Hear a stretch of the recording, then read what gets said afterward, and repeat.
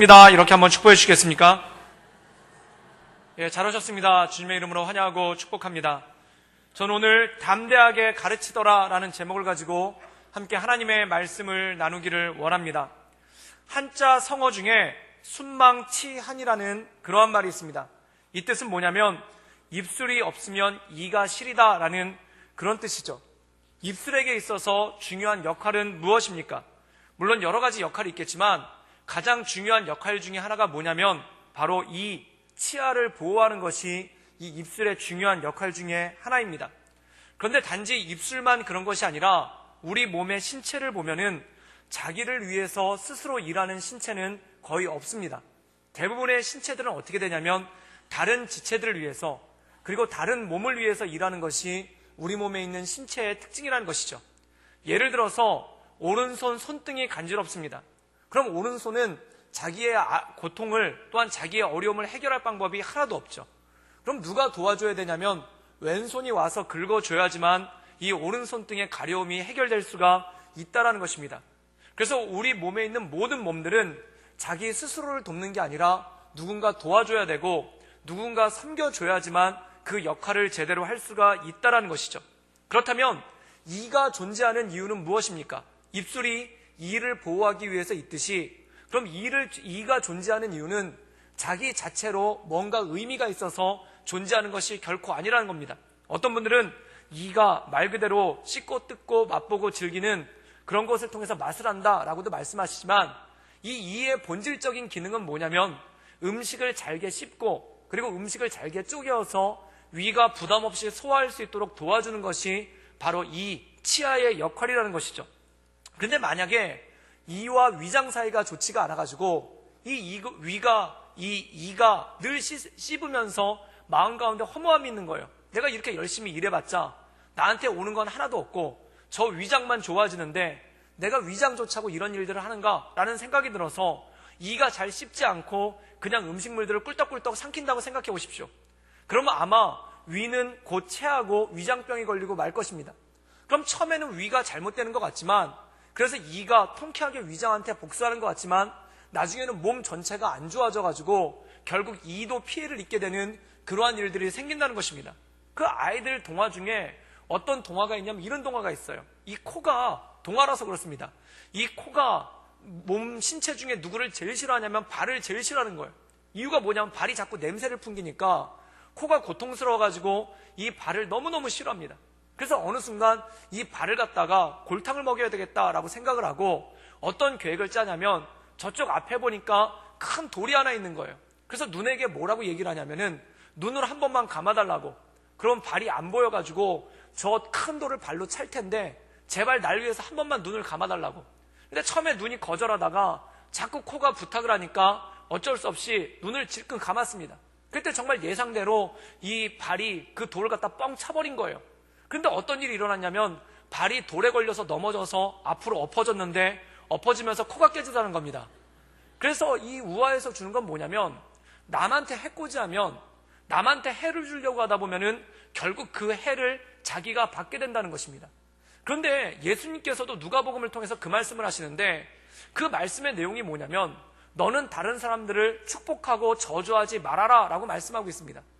그럼 왜 저주하지 말아야 되는가? 그 이유에 대해서 이렇게 설명을 하고 계세요. 그게 뭐냐면 네가 만약 누군가를 저주했는데 그 저주가 합당하지 않다면 그 저주가 너에게 되돌아오게 될 것인데 꽉꽉 눌러서 흔들어서 넘치게 되어서 너에게 되돌아올 거라는 것입니다.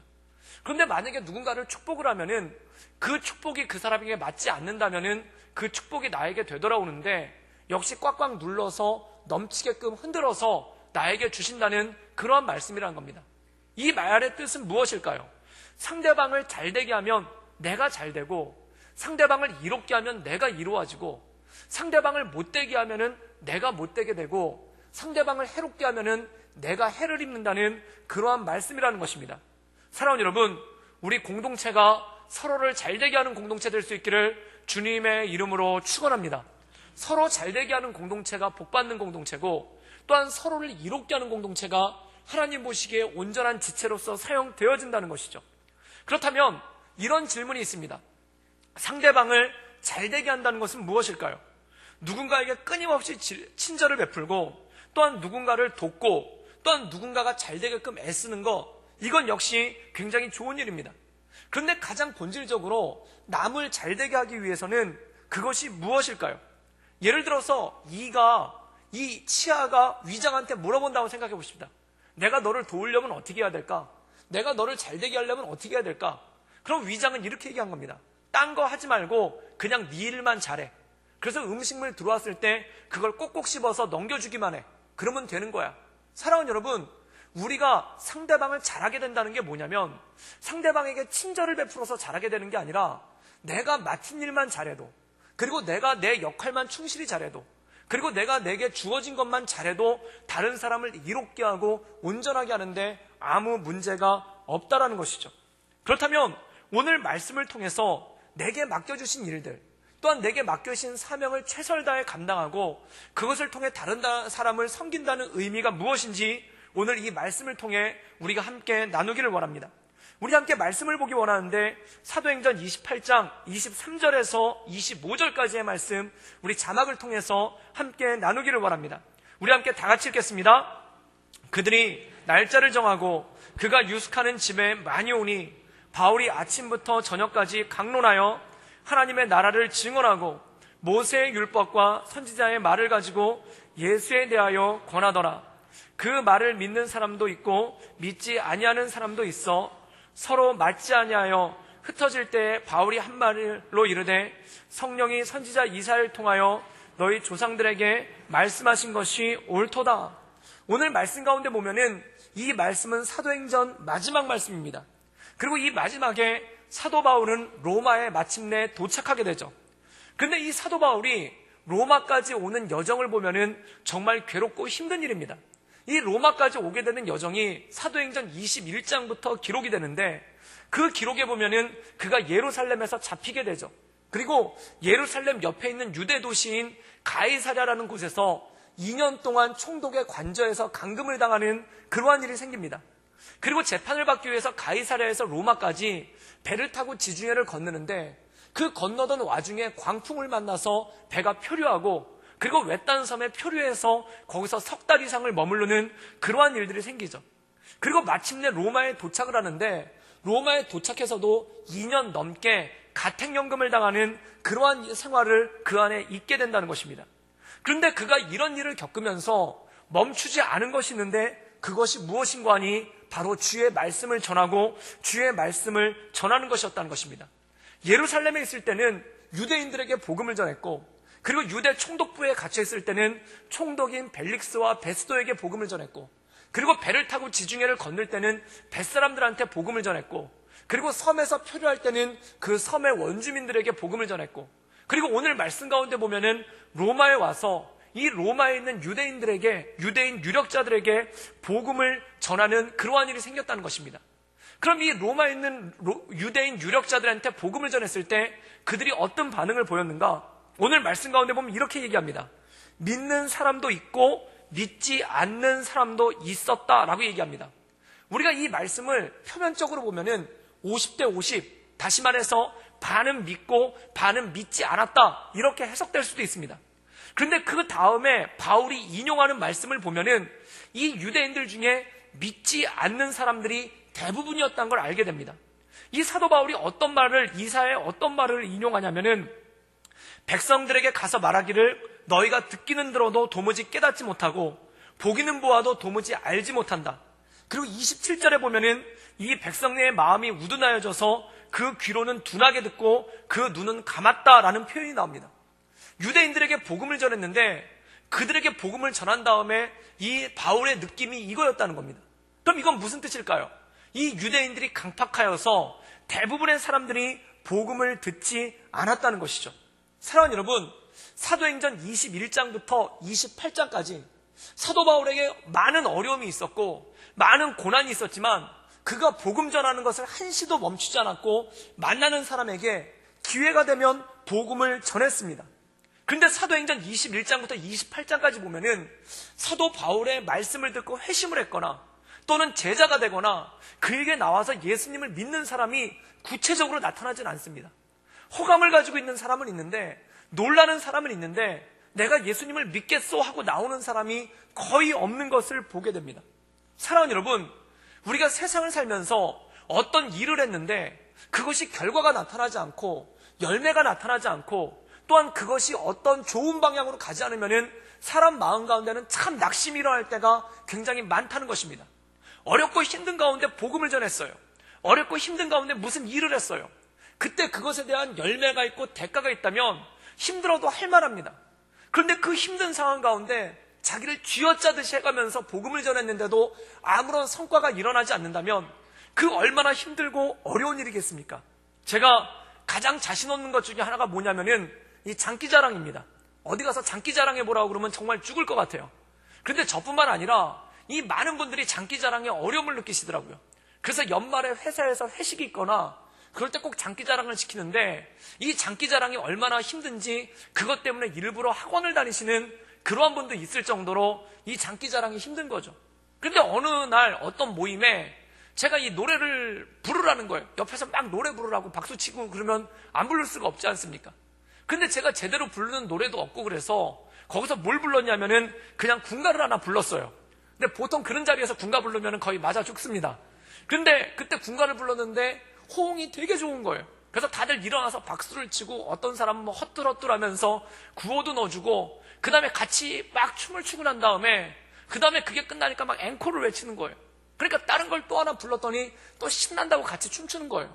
사랑하는 여러분, 내가 노래를 잘 못 불러도 그리고 내가 연약해도 누군가 호응해주고 반응해주고 그걸 좋아해주면은 사람이 신나서라도 합니다. 그런데 내가 굉장히 잘하는데 내가 노래 실력이 굉장히 좋은데 사람들이 듣는 듯 마는 듯하고 시큰둥한 반응을 보이면은 금방 낙심하고 사람의 마음이 쪼그라들게 되죠. 그 프랑스에서 1960년대에 이런 일이 있었다고 합니다. 그게 뭐냐면 굉장히 유명한 코미디언인데 이 코미디언이 스탠딩 코미디, 사람들을 극장에 앉혀놓고 그 앞에서 말로 웃기는 그러한 코미디를 하는 코미디언이 있었습니다. 그런데 이 사람이 1시간 동안 이 코미디 쇼를 하면은 사람들이 깔깔깔 웃고 다들 즐거워한다는 거예요. 그런데 어느 날 방송국에서 몰래카메라라는 프로그램이 있었는데 그 내용이 뭐냐면 관객들에게 아무도 웃지 못하게 한 거예요. 그리고 관객들이 하나도 안 웃었을 때 이 코미디언의 당황하는 모습을 카메라에 찍어가려고 아무도 못 웃게 그렇게 짠 거예요. 그런데 이 코미디언이 무대에 입장을 해가지고 손을 흔드는데 원래 이 사람이 입장하면서 인사말만 해도 사람들이 깔깔깔 웃거든요. 그런데 이 사람이 인사를 하고 인사말을 넘기는데도 사람들이 아무 반응도 하지 않는 거예요. 그러니까 이 사람이 당황을 합니다. 그래서 당황해가지고 자기가 알고 있는 유명한 아주 재밌는 그런 농담을 갖다가 던지고 사람들을 웃기려고 하는데 사람들이 아무 반응도 안 하는 거예요. 그러니까 이 사람이 당황하기 시작하면서 그 다음부터 말을 더듬기 시작하고 너무 능수능란하게 이 코미디 쇼를 잘했던 사람인데 말을 더듬다가 채 1시간을 채우지 못하고 그 쇼를 끝나고 나가더라는 겁니다. 사랑하는 여러분, 코미디 쇼 같은 게 그래요. 뭐라고 한마디 했을 때 사람들이 웃고 박수치고 반응을 하면은 하는 사람이 상승이 돼가지고 감정이 상승이 돼서 더 잘하는데 아무 반응이 없으니까 이 사람이 너무 당황해가지고 그 쇼가 진짜 재미없는 쇼가 돼버린 거예요. 그런데 그날 밤 어떤 일이 있었냐면은 이 코미디언이 자살을 했어요. 그 이유가 뭐냐면 마음 가운데 낙심이 너무 큰 거예요.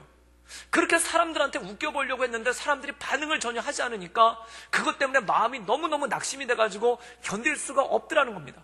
사랑하는 여러분, 아무리 잘하는 사람도 아무리 재능 있는 사람도 아무리 뛰어난 사람도 사람들이 아무런 반응도 보여주지 않고 또한 어떤 열매도 나타나지 않고 어떤 결과도 나타나지 않으면 그 마음 가운데 낙심이 엄청나게 크다는 것이죠.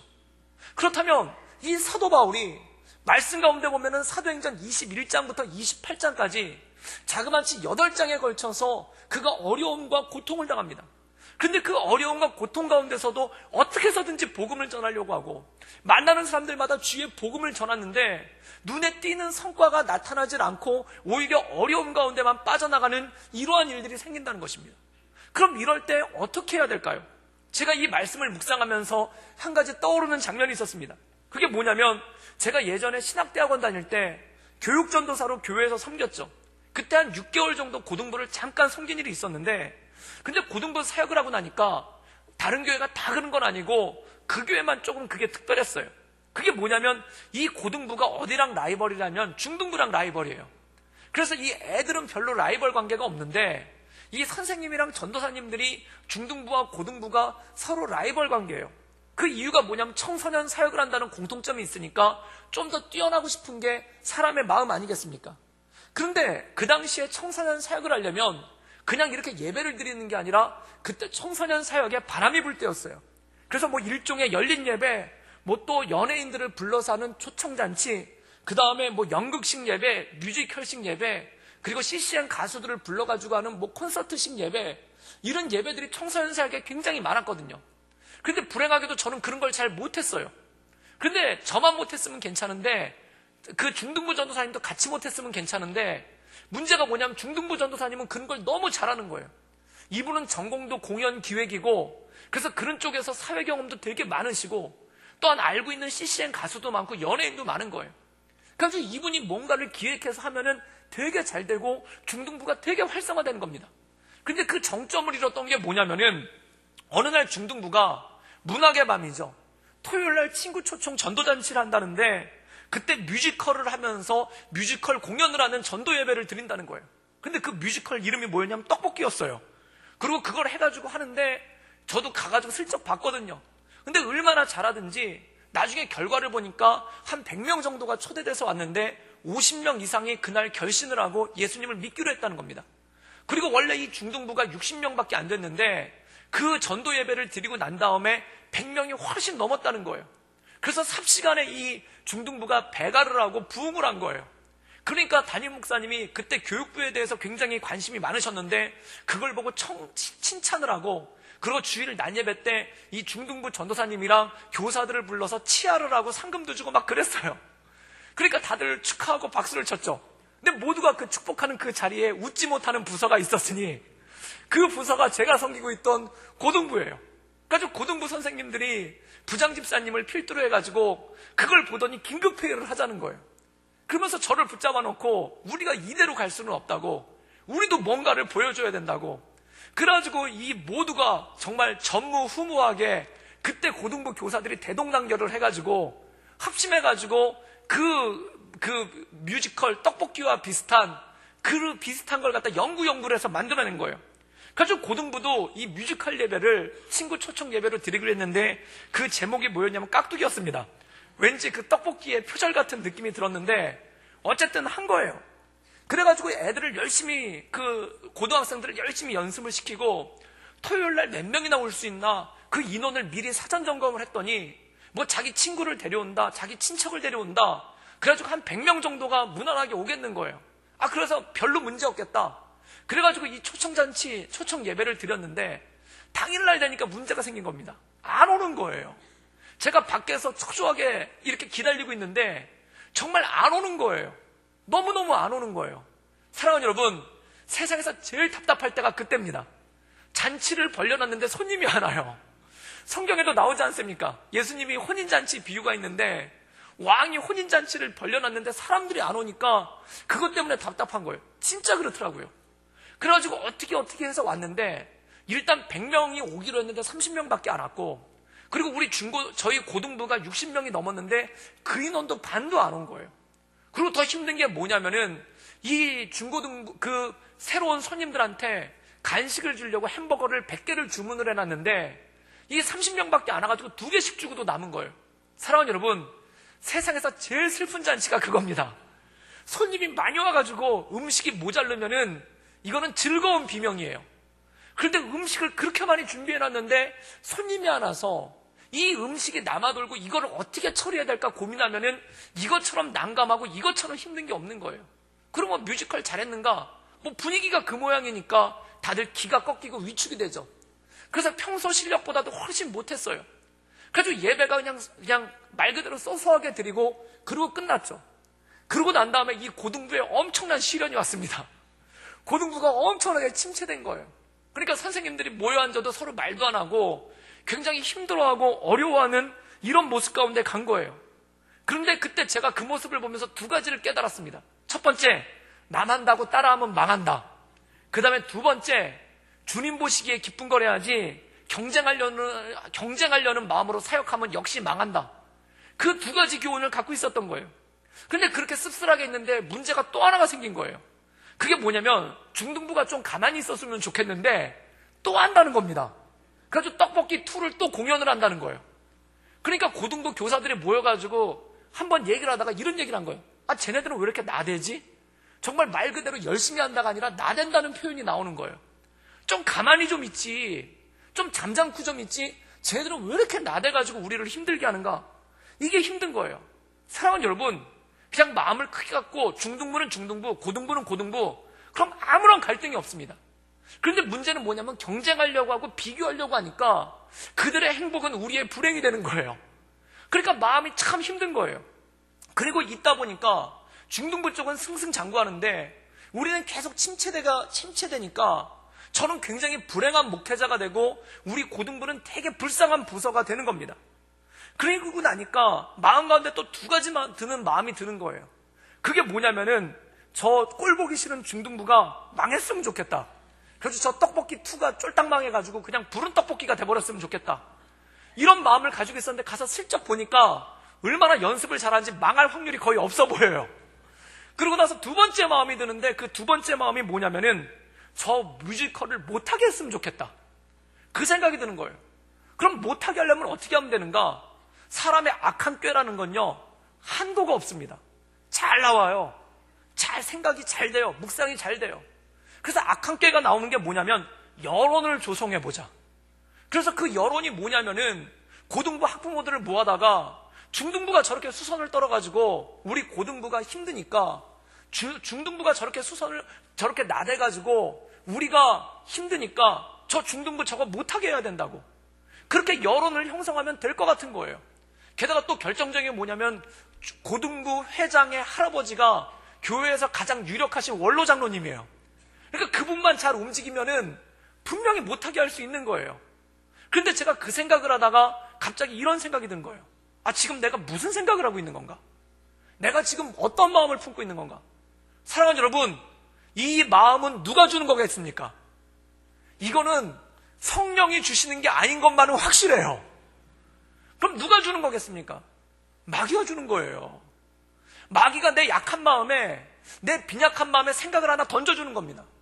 사랑하는 여러분, 사단의 권세의 제일 첫 번째는 뭔지 아십니까? 그냥 생각을 하나 툭 던져주는 거예요. 생각에 씨를 뿌려요.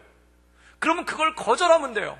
그런데 어떤 사람은 그 생각의 씨를 받아가지고 심고 물을 주고 비료도 주시는 분이 있어요. 마틴 루터는 이렇게 얘기했습니다. 종교개혁자 루터는 이렇게 얘기했어요. 새가 머리 위로 날아다니는 건 어쩔 수 없다. 정말 그래요. 우리가 살다 보면 질투할 수도 있고 누구 미워할 수도 있고 머릿속에 안 좋은 생각 떠오를 때도 있어요. 이건 어쩔 수 없는 일이에요. 루터가 그랬어요. 새가 머리 위로 날아가는 건 어쩔 수 없다. 그러나 새가 머리 위에 둥지를 짓게 해서는 안 된다. 사랑하는 여러분, 나쁜 생각이 여러분 마음 가운데 둥지를 짓게 하도록 냅두지 않기를 주님의 이름으로 축원합니다. 나쁜 생각이 드는 건 어쩔 수 없어요. 그런데 그걸 묵상하지 마십시오. 나쁜 생각이 들 수도 있어요. 그런데 그걸로 궁리하지 마세요. 그걸로 궁리하면 어떤 일이 생기는가? 그게 심겨지고 열매를 맺고 뿌리를 내려요. 그럼 안 좋은 결과로 나오는 거예요. 그때 그 생각이 드니까 깜짝 놀란 거예요. 이거 어떡하지? 이거 지금 분명히 주님의 뜻은 아닌데. 이거 분명히 주님의 뜻은 아닌데. 그럼 그 생각을 떨쳐버려야죠. 안 떨쳐지는 거예요. 그러니까 금식하는 겁니다. 그게 안 떨쳐지는 거예요. 그러니까 기도는 올라가는 겁니다. 그리고 거기서 주님의 뜻을 구하는 거예요. 주님, 내 마음에 이렇게 나쁜 생각이 자리를 잡고 있는데 이 생각을 떨쳐주셔서 나에게 자유함을 허락하여 주시옵소서. 그거 가지고 금식하고 기도하는 거예요. 그 다음에 하나님의 응답이 왔을 때 그 나쁜 마음을 내려놓게 되는 겁니다. 그리고 어떤 마음을 품는 건가? 주님께서 기뻐하시는 것이 무엇인가? 주님께서 온전케 여기시는 것이 무엇인가? 그래서 그때 중등부에 가서 이러한 제안을 했어요. 그게 뭐냐면 중등부가 뮤지컬 준비를 하느라고 힘들 테니, 다른 걸 준비하고 이게 힘들 테니 우리 고등부가 가서 간식 준비하는 거, 안내하는 거, 그리고 부모님들이 차를 가지고 오니까 주차 정리하는 거, 그리고 의자 정리하는 거, 이런 허드렛 일을 우리가 돕겠다라고 얘기했습니다. 그리고 그거 얘기할 때 무슨 치사하게 중등부, 고등부 연합 이런 거 안 하고 그냥 중등부가 하는 거, 그리고 우리는 옆에서 돕고 섬기기만 한 거, 그러기로 하고 한 거예요. 그러니까 이 중등부 전도사님도 너무 좋아하죠. 그렇지 않아도 섬기는 일손이 부족해가지고 힘들어했는데 저희가 자청해서 언니 오빠들이 돕겠다고 하니까 좋아하죠. 그래가지고 그 떡볶이 투가 성황리에 잘 끝나고 많은 중학생들이 와서 은혜 받고, 그리고 저희 고등부가 참 기가 막히게 잘 섬겼어요. 그런데 그걸 하다가 제 마음 가운데 드는 생각이 이겁니다. 그게 뭐냐면, 하나님께서 나에게 이런 공연을 하거나 어떤 이벤트를 기획하는 거는 은사가 없지만 이렇게 뒤에서 섬기고, 그리고 의자 나누고, 그리고 음식 준비해주고, 그리고 사람들 안내해주고, 이렇게 치우는 일은 내가 은사가 있구나. 하나님께서 나에게 이런 섬김의 은사를 주셨구나. 그래서 그 이후로 5년 동안 교회에 무슨 일만 있으면 가서 의자 나르고 청소하고 무대 정리하고 음식 준비하고 간식 나눠주고 안내하고 주차하고, 그거를 5년 동안 한 거예요. 그런데 5년 동안 하다 보니까 또 어떤 문제가 생기냐면, 다른 사람들은 다 잘 나가는 것 같은데 저만 멈춰 있는 것 같고, 다른 사람들은 다 날라 올라가고 있는데 저만 함정에 빠져 있는 것 같은 느낌이 드는 거예요. 여러분, 회사 신입사원들이 회사에 가면 제일 먼저 하는 게 뭡니까? 튀려고 그래요. 자기를 돋보이게 하려고 그래요. 그리고 자기를 드러내려고 해요. 그런데 교육전도사가 바로 그렇거든요. 다른 교육전도사님들 쭉 있는데 거기서 각자 전도사님들이 자기들의 은사를 가지고 돋보이려고 하고 튀려고 하고 잘 보이려고 하고 드러내려고 하는데, 저 혼자 맨날 지하실에 가서 의자 나르고 있으니까 뭐 드러나는 게 없는 거예요. 심지어 담임 목사님이 저를 보더니 이렇게 말씀하시더라고요. 자넨 누군가? 이렇게 말씀하시더라고요. 저 전도사인데요. 그랬더니 왜 이렇게 안 보여? 이렇게 말씀을 하시는 거예요. 그때 마음 가운데 자괴감이 드는 거예요. 야, 이렇게 열심히 해봐야 눈에 띄지도 않고, 이렇게 열심히 해봐야 남이 뒤치다거리만 해주고, 이렇게 열심히 해봐야 내가 드러나지도 않는 일 열심히 해봐야 뭐 할까? 이런 마음의 자괴감이 들기 시작하더라는 겁니다. 그런데 사랑하는 여러분, 이때 사도 바울은 어떻게 했을까요? 사도 바울이 이 어려운 가운데 있었을 때 그가 사역을 해도 드러나지도 않고 그의 사역이 늪속에 빠져버린 것 같고, 최선을 다해서 복음을 전하는데 회심하는 사람도 없고 제자가 되는 사람도 없는 이 사역의 그늘 가운데 그는 어떻게 행동했을까요? 우리 사도행전 28장 30절과 31절의 말씀을 읽겠습니다. 우리 다 같이 읽겠습니다. 바울이 온 이태를 자기 셋집에 머물면서 자기에게 오는 사람을 다 영접하고 하나님의 나라를 전파하며 주 예수 그리스도에 관한 모든 것을 담대하게 거침없이 가르치더라. 오늘 말씀 가운데 보면은 사도 바울을 마지막 말씀에 이렇게 얘기하고 있습니다.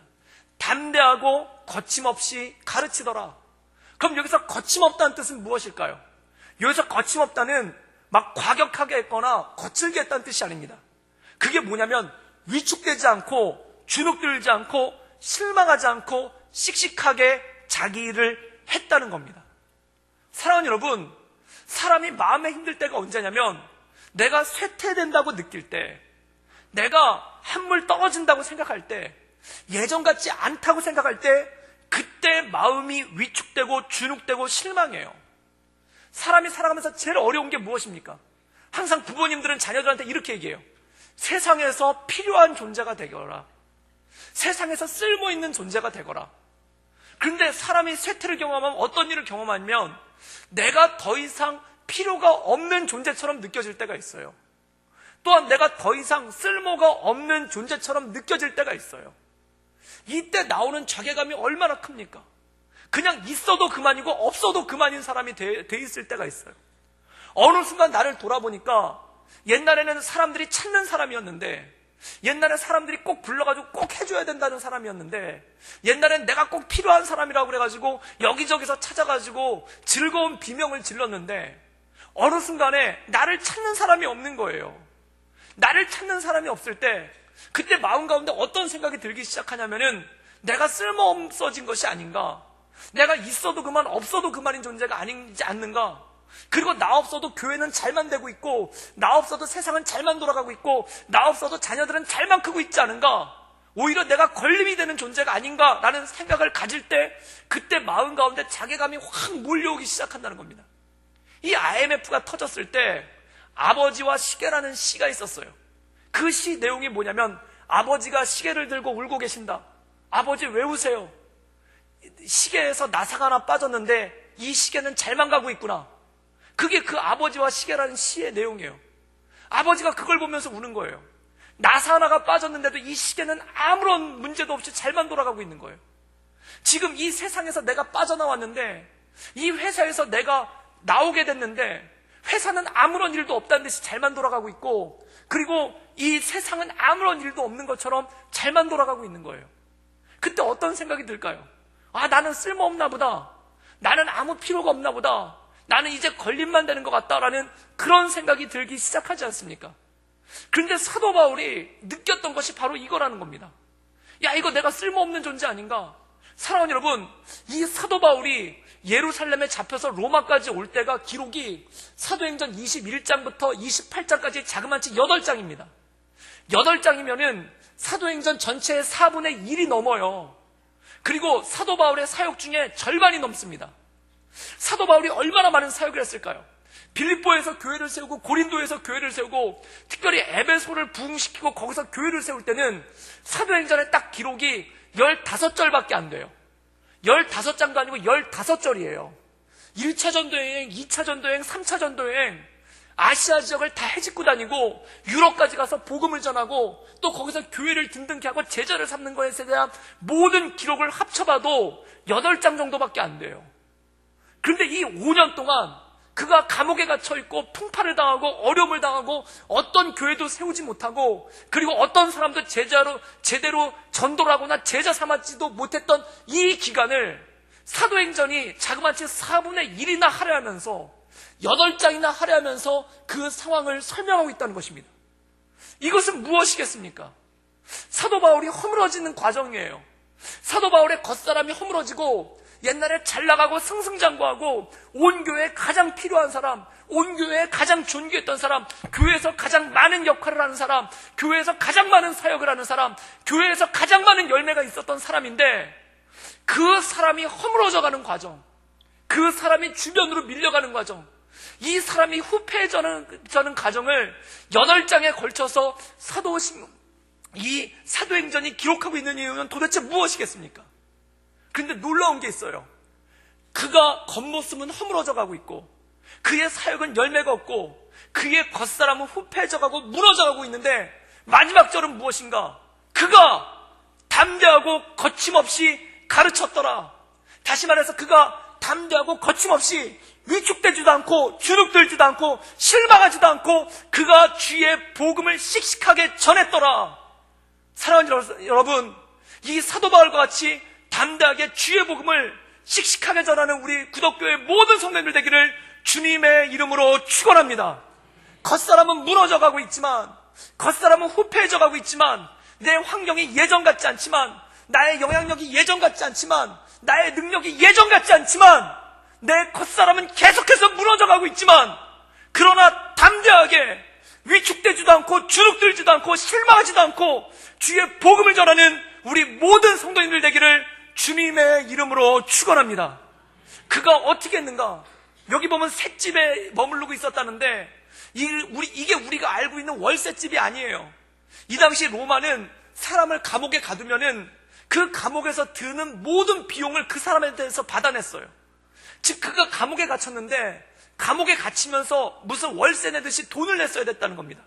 자기 먹는 것에 대해서도 돈을 냈어야 됐다는 겁니다. 즉 사도 바울이 거기 갇혀서 돈을 내면서 감옥에 갇혀 있었다는 거예요. 얼마나 경제적으로도 빈곤하고 삶도 힘들고 그리고 마음도 후패해졌겠습니까? 그런데 이 말씀 가운데 보면은 그 어려운 상황 가운데서도 그가 담대하고 거침없이 가르쳤더라. 즉 다시 말해서 위축되지 않고 씩씩하게 복음을 전파하며 나갔다는 것입니다. 이 사도행전은 그렇게 끝나요. 사랑하는 여러분, 그런데 중요한 것이 있습니다. 이 사도행전이 그렇게 끝나는 거 끝이 아니라 이 사람이 2년 동안 이 로마에 갇혀 있으면서 성경 4권을 씁니다. 그게 서신서예요. 그 서신서를 뭐라고 얘기하냐면 옥준서신이라고 얘기합니다. 사도 바울이 갇힌 상태에서 썼다. 사도 바울이 옥에 있으면서 썼다. 그래서 옥중서신이에요. 그 4권이 뭔가 첫 번째가 에베소서. 그 에베소서를 통해서 교회란 무엇인가? 교회의 본질에 대해서 어떤 교회가 주님께서 기뻐하시는 교회인가? 그리고 너희는 온전한 교회를 이루어서 성령 안에서 하나 되고 전신갑주를 이루라 라고 그렇게 권면하고 있습니다. 이것은 에베소 교회를 살렸을 뿐만 아니라 모든 초대교회를 살리는 귀한 복음이 되는 그러한 말씀이 에베소서예요. 두 번째로 쓴 게 뭐냐? 골로새서. 이단들이 교회 안에 파고 들어가가지고 예수님의 신성 그리고 예수님의 하나님 되심을 갖다 부인하는 거예요. 그때 골로새서를 써서 예수님은 만왕의 왕이시며 하나님의 아들이시며 하나님이시다 라는 것을 증거하고 사람들이 이단에 넘어가지 않도록 권면한 거, 이것이 바로 골로새서예요. 이 골로새서를 통해서 많은 교회들이 이단으로부터 든든하게 서나갔어요. 그 다음에 빌레몬서라는 걸 씁니다.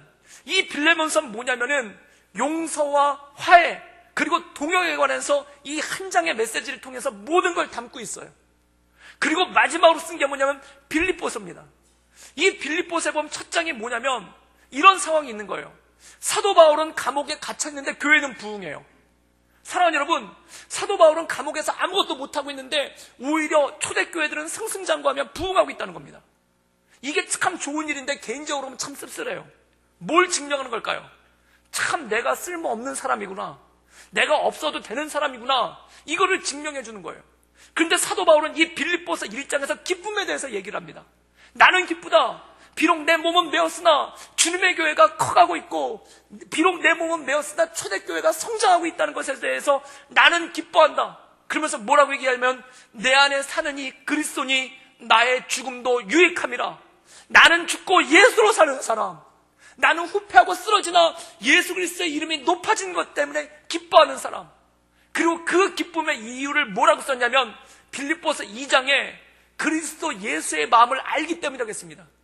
뭐라고 썼냐면 빌립보서 2장 6절부터 그는 근본 하나님의 본체시나 하나님과 동등됨을 취할 것으로 여기지 아니하시고 오히려 자기를 비워 종의 형상을 입으사 죽기까지 충성하셨으니 십자가에 죽으심이라. 내가 예수의 마음을 가졌기 때문에, 그 예수님의 마음을 알기 때문에 나는 후패어져 가고 나는 허물어져 가고 있지만 주님의 복음이 전해지는 것 때문에 나는 기쁘다라고 얘기하고 있습니다. 그리고 빌립보서 4장의 마무리를 이렇게 끝내고 있습니다. 항상 기뻐하라. 내가 다시 너희에게 말하노니 너희는 기뻐하라. 그래서 아무것도 염려하지 말고 오직 모든 일에 기도와 간구로 너희 구할 것을 감사함으로 하나님께 아뢰라. 그리하면 모든 지각에 뛰어난 하나님의 평강이 그리스도 예수 안에서 너희 마음과 생각을 지키시리라. 그 마음과 생각을 지키시는 것이 무엇인가? 바로 내게 능력 주신 자 안에서 내가 모든 일을 할 수 있는데, 내가 빈곤에 처하던 부요함에 처하던, 내가 존귀함에 처하던 비천함에 처하던 내게 능력 주신 자, 내게 힘 주신 자 안에서 내가 어떤 상황이든지 모든 것을 감당할 수 있다라고 하면서 이 빌립보서 옥중 서신을 마친다는 것입니다. 사랑하는 여러분, 이건 무엇일까요? 나는 후패해져 가고 있지만 내 겉사람은 후패해져 가고 있고 내 겉사람은 허물어져 가고 있고 내 능력은 허물어져 가고 있지만 내 속사람은 날마다 새로운 줄 믿습니다. 그 날마다 속사람이 새로워져 갈 때 그때 하나님의 은혜가 오는 거예요. 나는 어떤 상황에서든 씩씩하게, 나는 어떤 상황에서도 절망하지 않고, 나는 어떤 상황에서도 위축하지 않고 주의 복음을 전할 수 있다라는 그 능력, 내게 능력 주신 자 안에서, 내게 힘 주신 자 안에서, 내게 사명을 맡겨주신 자 안에서 내가 어떤 상황이든지 복음을 전할 수 있다라는 메시지가 이 빌립보서로 완결이 된다는 거예요. 사랑하는 여러분, 그렇기 때문에 이 사도행전 21장부터 28장까지 8장에 걸쳐서 사도 바울의 겉사람이 무너져가는 과정을 너무나 생생하게 쓰고 있습니다. 그가 어떻게 무너져가고 있는가? 그의 영향력이 얼마나 감소하고 있는가? 그가 얼마나 많은 실패를 경험하고 있는가? 그가 무너지는 과정을 사도 바울의 사역 중에 그가 교회를 세웠고 그가 교회를 흥왕하게 했었던 그의 30년의 기록보다 그 5년의 무너져가는 기록을 성경 사도행전 4분의 1을 들여서 설명하고 있는 거예요. 그 설명의 끝이 무엇일까요? 그러나 사도 바울은 무너지지 않았다는 것입니다. 담대하고 거침없이 복음을 전하고 주의 사명을 가르쳤다는 것입니다. 그리고 사도 바울은 그러한 자기의 모습에 대해서 이렇게 고백합니다. 우리의 겉사람은 날마다 후패하나 속사람은 날마다 새로워지도다. 사랑하는 여러분, 이 주님의 새롭게 하는 역사를 경험하는 우리 구덕교회 모든 성도들 될 수 있기를 주님의 이름으로 축원합니다. 겉사람이 허물어져 갈 때, 겉사람이 후패해져 갈 때, 겉사람이 무너져 갈 때, 그때 위축되고 실망하고 주눅드는 것이 아니라 내 속사람을 새롭게 하시는 주님, 내 속사람을 온전케 하시는 그 주님의 능력 가운데 내게 능력 주시는 그 분 안에서 담대하고 거침없이 씩씩하게 주의 복음을 전할 수 있기를 주님의 이름으로 축원합니다. 그것이 어떤 모습이 되었던, 어떤 형태가 되었던 내게 능력 주신 자 안에서 나는 모든 것을 감당할 수 있습니다. 어떤 상황에서도, 어떤 조건에서도, 어떤 모습으로든지 나는 이 모든 것을 감당할 수 있습니다. 왜? 하나님께서 내 속사람을 새롭게 하시기 때문에. 사랑하는 여러분, 사도행전은 이렇게 끝납니다. 그러나 이렇게 끝나는 것은 우리가 묵상했던 이 말씀이 사도 바울의 후패함과 몰락으로 끝나는 것이 아니라 그를 통해 새롭게 역사하시는 주님, 그를 통해 새롭게 복음을 전하시는 주님, 그를 통해 새로운 깊은 것들을 내려주신 주님, 그 속사람을 새롭게 하시는 주님을 통해 서신서를 통해 이것이 꽃피우고 서신서를 통해 하나님의 영광이 드러나게 된다는 것이죠. 사랑하는 여러분, 이 주님을 바라보며 날마다 승리하며 나갈 수 있기를 주님의 이름으로 축원합니다. 세월이 지나갈수록 우리는 늘 후패해집니다. 세월이 지나갈수록 우리의 겉사람은 무너져 갑니다. 세월이 지나갈수록 우리의 환경은 어려워져 갑니다. 그러나 주의 말씀 가운데, 성령 가운데 우리의 속사람은 날마다 새로워질 줄 믿습니다. 우리의 속사람을 새롭게 하시는 그 주님의 능력 가운데 날마다 승리하며 나가는 우리 구덕교회 모든 성도님들 되기를 주님의 이름으로 축원합니다. 기도하시겠습니다. 늘 언제나 살아서 역사하신 주님, 우리의 겉사람은 허물어져 가지만, 우리의 겉사람은 무너져 가지만 우리의 속사람은 날마다 새로워짐을 믿습니다. 내게 능력 주신 자 안에서 내가 모든 것을 살 수 있다 말씀하셨사오니 하나님, 우리의 속사람을 새롭게 하시고 담대하고 거침없이 주의 복음을 전하며 주의 거룩함을 드러내는 우리 모든 구덕교회 성도들 되게 하여 주시옵소서. 예수님의 이름으로 감사하며 기도드리옵나이다. 아멘.